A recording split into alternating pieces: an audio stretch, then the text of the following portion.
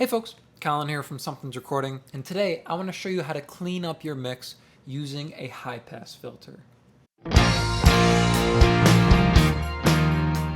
We're going to be walking through a mix today so I can demonstrate to you the effectiveness of using a high-pass filter. But before we get into all that, if you're ready to go a little bit deeper into the mixing process in its entirety and really start to hone your workflow as an audio engineer, then I have just the thing for you. It is my 7-step mixing checklist, and it's just a simple PDF that will walk you through the entire mixing process step by step to help you get professional and radio-ready mixes without any more of the hassle and without any more of the guesswork. It's a completely free guide, and you can download it below using the link in the video description. Now let's jump in here and take a look at this track. We're kind of going to go through each piece of the track here. Some of them we don't have to, so you can see some of them don't have plugins on them, or some of them won't be applicable to what we're discussing today. But I want to show you how a high-pass filter can help you clean up your mix. It can help you make more room for different instruments, and it can help you get more headroom as well. But let me start here by playing you the final chorus of this track here so you can hear what our finished mix is sounding like. 1, 2, 3, won't you look at me? 4, 5, 6, tell me what will you miss? 7, 8, 9, now that ain't fine. 1, 2, 3, won't you look at me? Now, we're going to start down here at the kick drum. Now, the kick drum is probably the thing that's least affected by the high-pass filter in terms of making room for anything, but it can help you get more headroom, especially if you have a kick drum that's really sub-heavy in a genre where you don't need all that sub-information. So looking at this kick drum here, you can see our high-pass filter is up at about 38 hertz here, 37.2 hertz.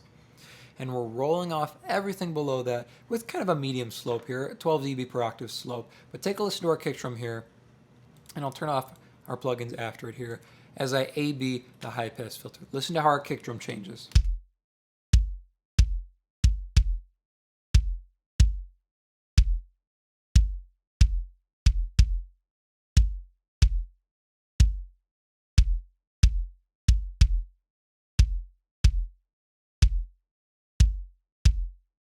Now, depending on what you're listening on, you might not hear a huge difference, but you can kind of hear we're tightening up our low end and rolling off all that stuff that we don't need to hear for a rock-sounding kick drum. But what you can see, regardless of what you're listening on, is the headroom we gain by rolling off all of this super, super low area that we don't need. So watch the meters over here as I kick on and off the high-pass filter, okay? So we're going to start with it on, and then I'll kick it off. Watch our volume change as we mess with the high-pass filter.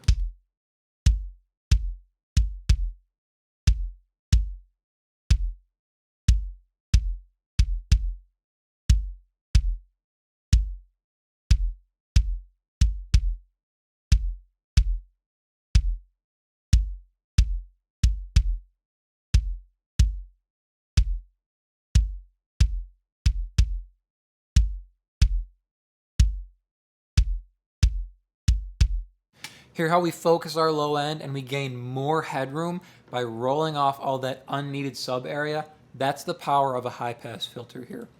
That's on kick drum. Let's move over here now to our snare drum. You can kind of see the same kind of concept, but up higher now. So with our snare drum, we don't need anything below maybe about 80 hertz or 100 hertz, and sometimes up on to maybe 150 or 200. I'm going to take off the 2 plugins after our first EQ here. I want you to listen to how our snare drum changes as I click on and off the high-pass filter here.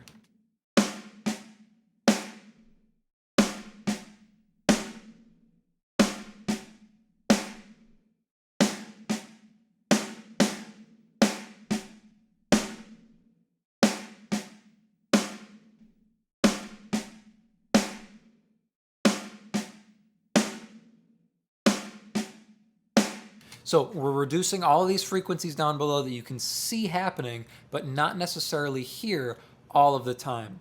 But what you can hear that we audibly clean up is that resonance that we're getting on the bottom end of the snare drum. We don't need any of that bleeding through into our drum kit here, especially with anything like overheads or room mics going. or any reverb we stack onto our snare drum. We don't want all of this to go into anything else.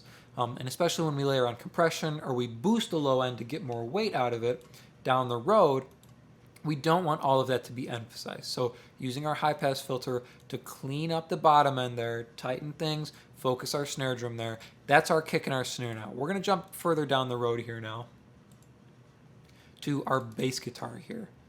So you can see we're up at about 70 hertz here on our bass guitar. Now bass guitar can go all the way down to about 40 hertz at its lowest note there on that low E. You can get some resonance down there at 40 hertz, but we're focusing on the fundamental here for this bass guitar, and that's sitting around 80 hertz. If we jump to our last EQ here, you can see we're boosting that 80 hertz, that fundamental, and we're bringing some of that sub area back, but we want to tighten the low end area and focus our bass sound before we go down and boost things that are uneven or all over the place. So listen to our bass guitar here without the high pass filter, and then I'm going to click it in. Pay attention to just our low end here, okay? Don't listen to how our top end's change or anything like that, or volume change. Just listen to the low end. So without our high pass filter, and then with it. 1, 2, 3, won't you look at me?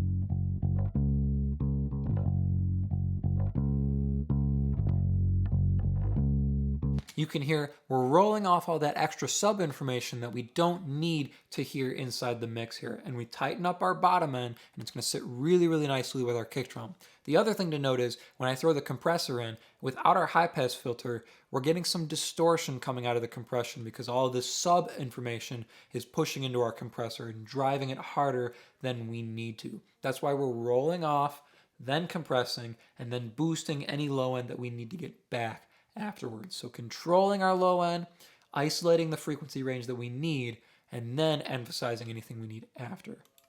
That's our high pass filter on the bass guitar. So these kind of things here, low end with a high pass filter, is focusing in on the frequency range, focusing on the fundamental, and giving you a little bit of extra headroom by rolling off any sub frequencies that you don't need. As we move over here now, looking at things like keys or guitars here, this is where we're making room for different instruments. So if we look at the piano track for this song here, you can see our high pass filter is up at about 138 hertz here. So kind of where our snare drum was, because we don't need bass frequencies rolling through on our piano. Otherwise, it's going to fight with our bass guitar. So I'm going to throw in our bass guitar for this demonstration here. And I want you to listen how the relationship changes between our piano and our bass guitar when I get rid of the high pass filter. I'm going to take off our compressor here too. So take a listen.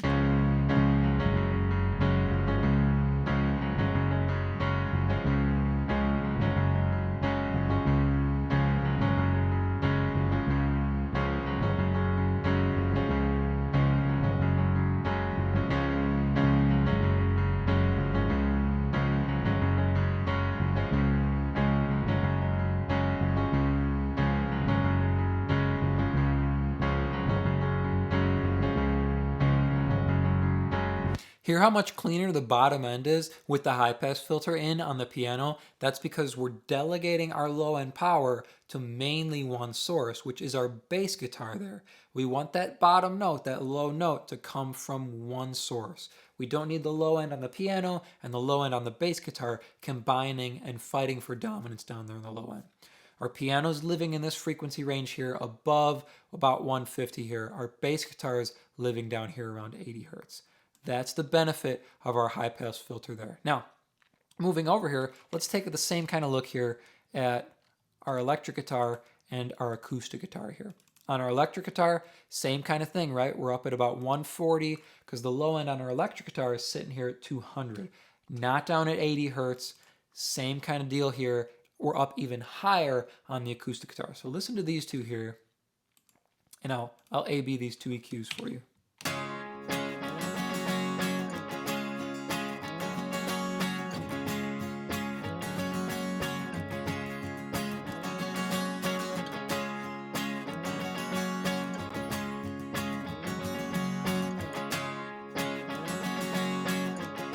Even without the bass guitar here, listen one more time. Focus on the bottom end. Focus on that frequency range where a bass guitar would live, and listen to how much more room we have and how much more cleaner and sleek it sounds with the two EQs in. So we're going to start without them, listen to the bottom end, and then I'm going to click them in. Listen to how all of a sudden we have more room in that bottom end area.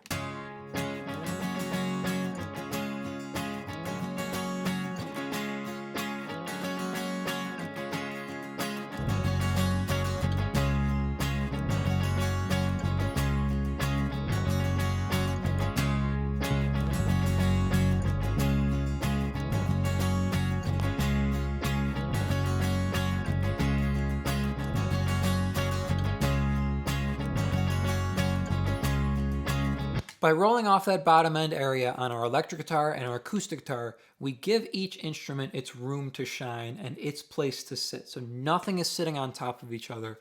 This kind of way, when you flip into mono, if you're listening on a Bluetooth speaker, or you're on one side of the car, or what have you, where you're listening to your music, nothing is fighting for dominance in the mix. Everything has its space and everything has its place to shine through.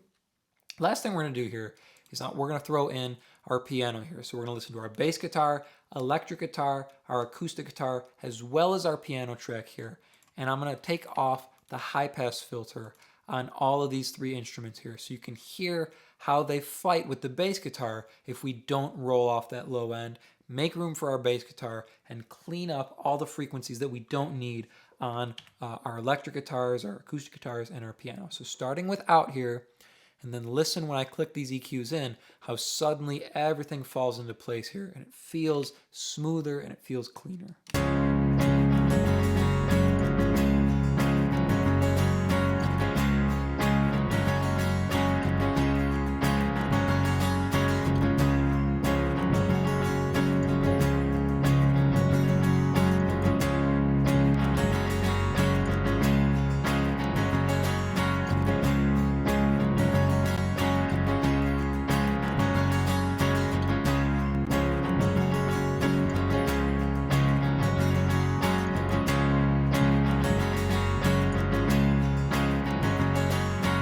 Next time you're working through a mix, try using a high pass filter, getting rid of the frequencies that you don't need and honing in on the fundamental range for each instrument. It will give you a cleaner mix, a smoother mix, and it will make sure every piece of the song has its place and its spot to shine. I hope that was helpful for you. As I mentioned at the beginning of the video, if you're ready to take your mixes to the next level and really start dialing in your workflow as an engineer, then I have just the tool for you, and it is completely free. It is my 7-step mixing checklist, and you can download it below to start creating more professional mixes in less time. Thank you so much for watching, and I will see you in the next video.